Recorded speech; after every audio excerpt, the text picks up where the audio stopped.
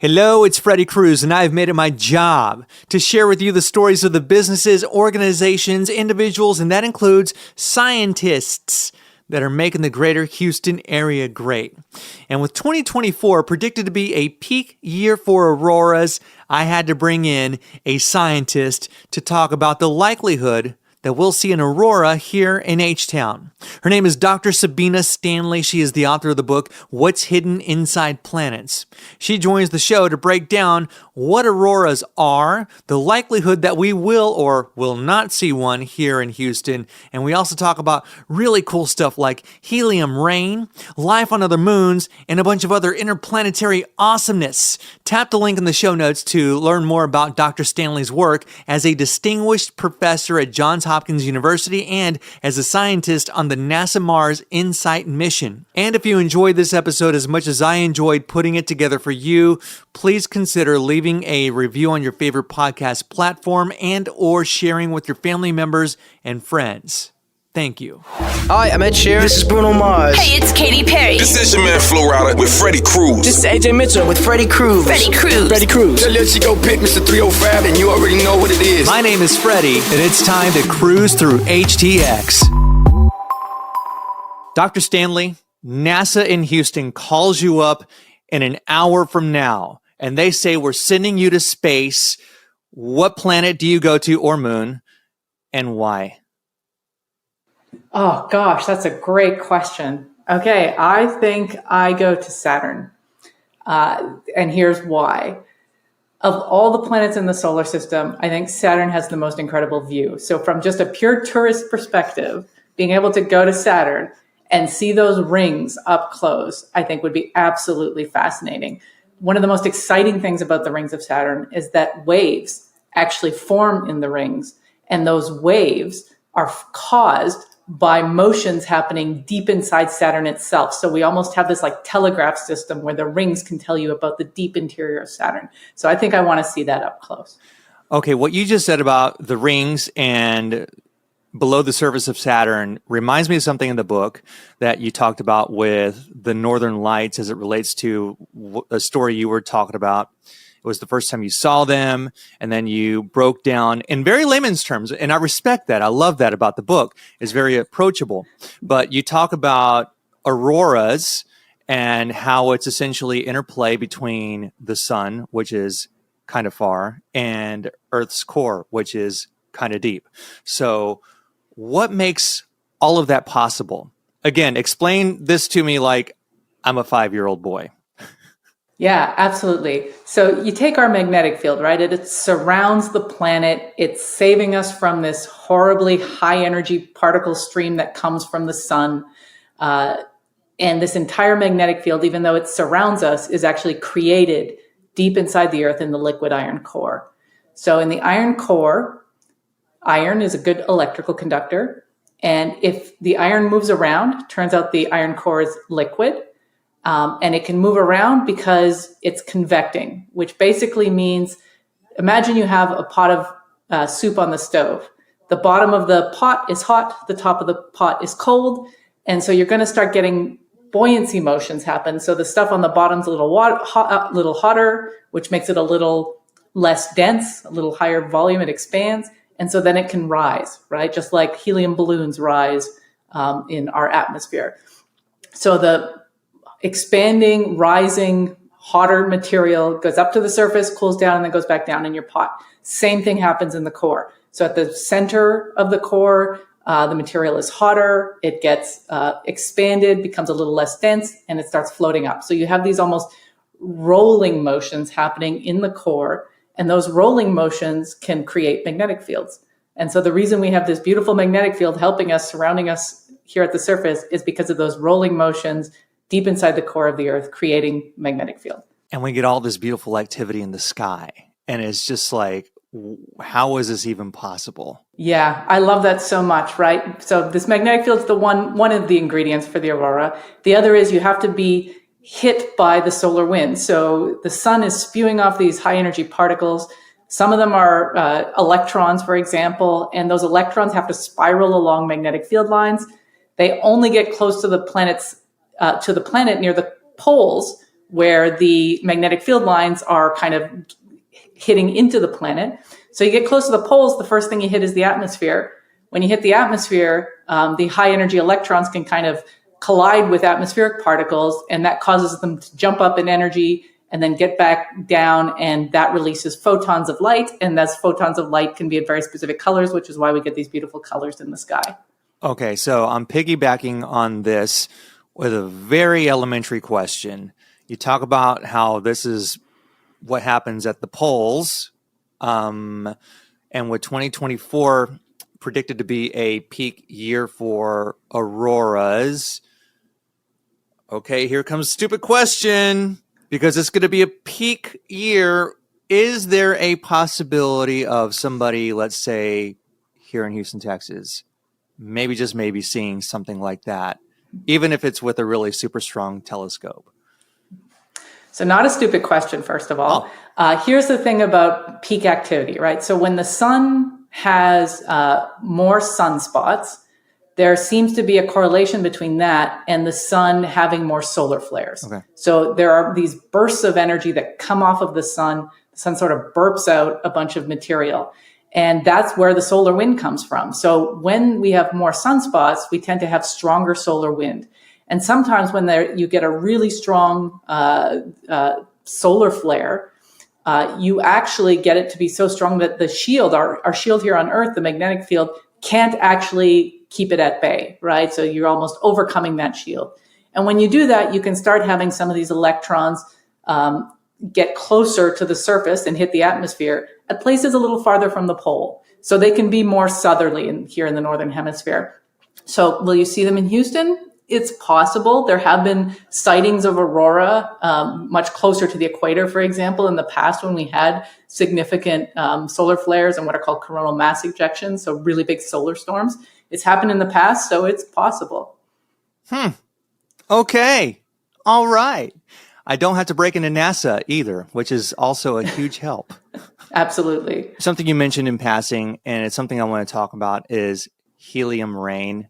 I was today years old when I learned that that was such a thing. So can we talk about what it is, how it affects the universe? Do we have that here on planet Earth amongst us Earthlings? All the things. Yeah, this is actually one of my favorite topics to talk about too. So I'm glad you asked this. So we are so used to certain materials behaving in certain ways here on the surface of the Earth, right? You take helium, for example, that's a gas. It's in our balloons that we float around, right? But when you start taking materials and say, put them inside a planet, the pressures get higher and higher the deeper you go. The temperatures get higher and higher the deeper you go. And materials can behave very differently when under those conditions. So helium rain happens because in Jupiter and Saturn, for example, those planets are mostly made of hydrogen. They're about 75% hydrogen and about 25% helium. And in the atmospheres of those planets, the stuff we see if you look at either Jupiter or Saturn through a telescope, in the atmospheres, those are gases like we're used to here on Earth. But as you go deeper and deeper inside those planets, the pressures get higher and higher. And the first thing that happens actually is that hydrogen becomes a metal. It gets squeezed so much that it basically becomes a metal. And when hydrogen does that, helium, which was nicely mixed in with the hydrogen above that, they were like best friends. They hung out all the time. When hydrogen becomes a metal, helium no longer wants to be mixed in with it. And so it separates out from the hydrogen. But then you compare hydrogen and helium weighs more, it's denser. And so the helium will actually fall relative to the hydrogen. And that's how you get helium rain. So essentially it's this like separation of the two materials from each other, and then the helium just drops out of the sky. So that happens in Saturn, very likely, and in Jupiter, probably.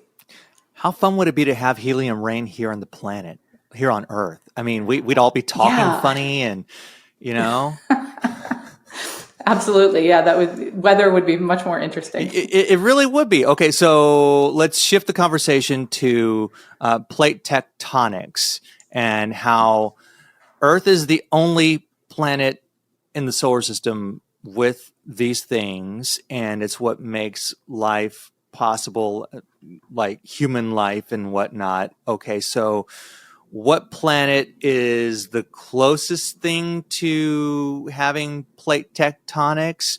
Can we, if we were to colonize another planet, create them on our own using our own ingenuity, or would that be like ill-advised? Oh gosh, that's a tough one.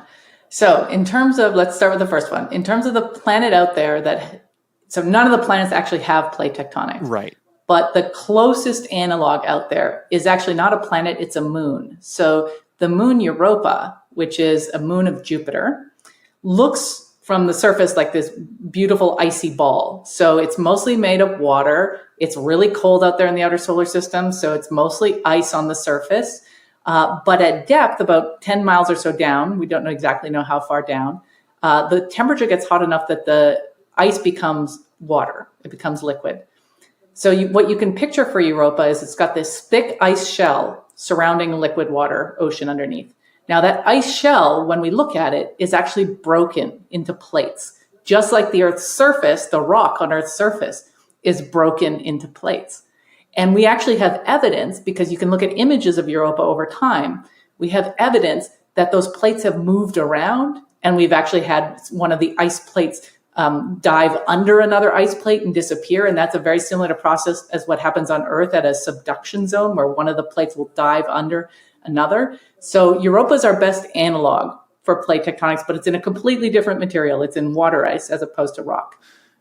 Okay, now I'm curious about Europa. How cold does it get over there? Do we know? It gets really cold. I mean, so when you have a body like Europa that doesn't have an atmosphere to regulate the temperature, for example, then the temperature can vary a lot depending on if you're facing the sun, for example, or not, right? But in terms of regular temperatures during the day or on averaged over the day, you're looking at something like minus 200 degrees Fahrenheit. So really, really cold. Huh.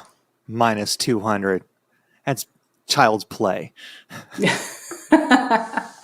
Hey, I'm Canadian. I'm used to cold temperatures, and that sounded cold to me. So No, in all fairness, yes, you're absolutely right. You know, we lived up in Minnesota for 3 years, and I remember a wind chill advisory of minus 65, and even the dog was like, no, I'm going to be a camel today.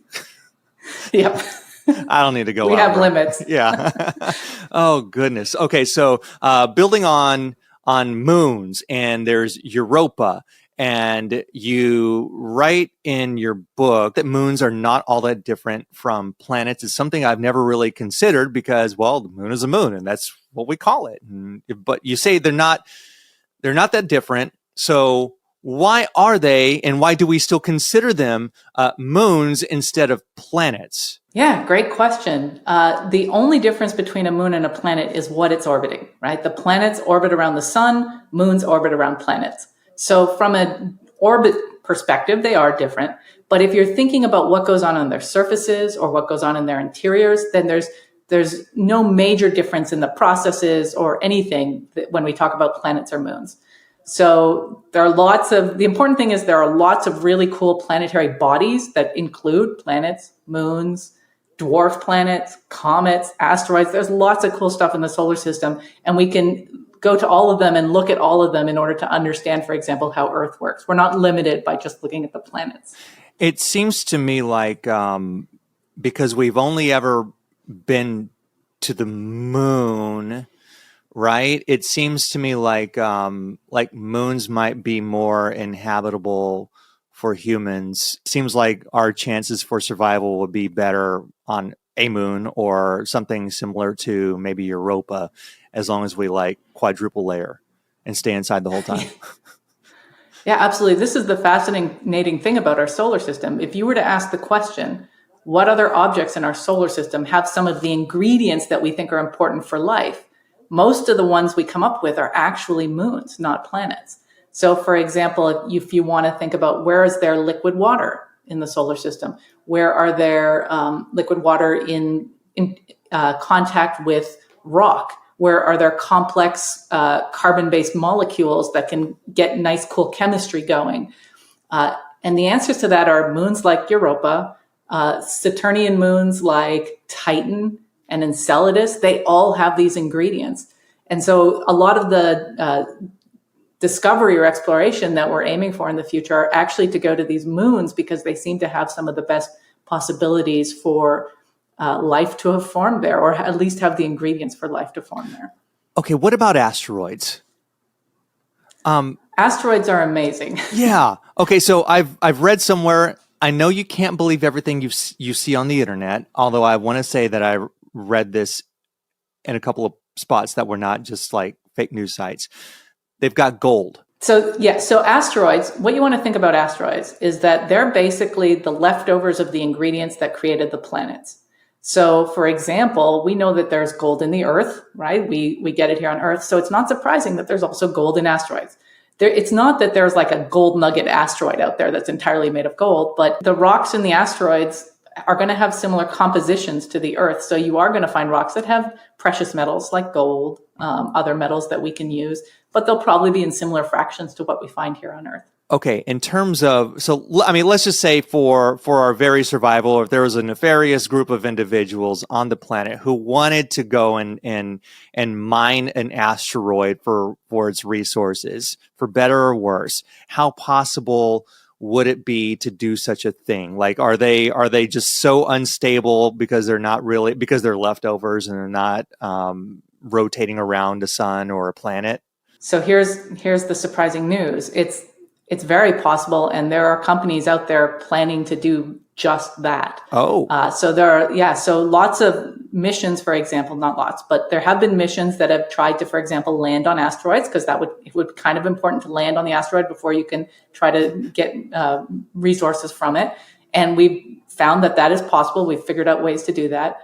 And there are some mining companies, resource companies that are looking into, hey, are there some near-Earth asteroids? Could we develop technology to go and mine them in an economically feasible way, right? Right now, the problem is it would be way too expensive. You wouldn't get what you want from it. But in the future, with new technology, sure, it's possible. Okay, one last question.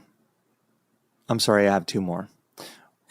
Why does, and I meant to ask this at the very beginning, why does Venus annoy you? Venus is the worst planet. Let me just put that right out there. It's the worst. And I mean, really, Venus is a lovely planet. But if you're someone like me who tries to understand what is happening inside planets, Venus is just like, yeah, go figure out these really cool techniques to study the inside of planets. It's not going to work here. Too bad. So every single way that we have figured out to study the insides of planets just fails when you try to do it at Venus. I'll give you a couple examples. So one way we can actually figure out what goes on inside planets is by looking at how bulgy they are from their rotation. So all planets spin. That's why we have a day on Earth. And when you spin faster, you get kind of fatter at the equator than you do at the poles. So the Earth is a little bit more football shaped than sphere shaped. And how much fatter you are at the equator. Okay, I'm sorry to interrupt. You said Earth is more football shaped than sphere shaped? That is correct. So it is wider at the equator than it is at the poles. So if you were to walk around the equator, you would walk much longer than if you were to walk from the North Pole to the South Pole all the way around. Okay. So it's a little bit, it's not extreme, right? It's a small bulginess, but it's there, okay? And how bulgy a planet gets based on its spin can be used to infer what the composition is like inside. So where the mass is distributed. So we do this for all the planets, except for Venus, because Venus rotates so slowly that it basically has no bulge. So we can't do that. And then you're like, well, how else have we learned about things on Earth? Seismology has been fantastic on Earth. So we use, whenever there's an earthquake on Earth, waves travel through the planet. The speed of those seismic waves are completely related to what material they're going through. So we can use detection of waves arriving all over the surface of the Earth to kind of image the inside of the Earth. So like, okay, let's do this at Venus. Oh, I'm sorry. The surface of Venus is hundreds of degrees in temperature. The atmosphere is corrosive, and any instrument you put down there is going to basically melt within a few minutes. So it's impossible for us to put seismometers on the surface of Venus to do that as well. And it goes on and on. Every method we come up with, Venus is like, no, I'm not interested. So it's a very annoying planet. Just cooperate already. That's all we're asking. Exactly. We just want to learn. We just want to learn what you're made of. What's Hidden Inside Planets? It's by Dr. Sabina Stanley. And y'all, get this book. It is if you've ever wondered more about not just Earth, but what is actually going on outside this spinning rock that rotates around this thing we call the sun, this is a great book to get some insight and learn about some of the things that are happening beyond what we see and experience in our daily lives. And you realize just how vast the universe really is. It's so cool. So thank you for coming by the show. And I want to end the conversation with something you wrote that I loved. You're the first person I've ever talked to who has a favorite Japanese haiku from a long time ago. And it's this: in this world we walk on the roof of hell, gazing on flowers. What does that mean to you? Yeah, thanks so much for bringing that up. So I love the image of that, we sit here walking around our daily lives here and we have no idea of the immense forces, the fierceness of everything that goes on below our feet. And we just kind of sit here on the surface doing our own thing, not in any way kind of terrified in all this amazing stuff that's happening below us. So that's what that haiku means to me. Thank you so much for joining the show, Dr. Stanley. Thank you. This has been great. Hey, it's me. I'm back with a quick little nudge. If you enjoyed this podcast as much as I did putting it together for you, then please leave a review on your favorite podcast platform and subscribe to the newsletter at cruisethroughhtx.com and share with your family and friends. Thank you.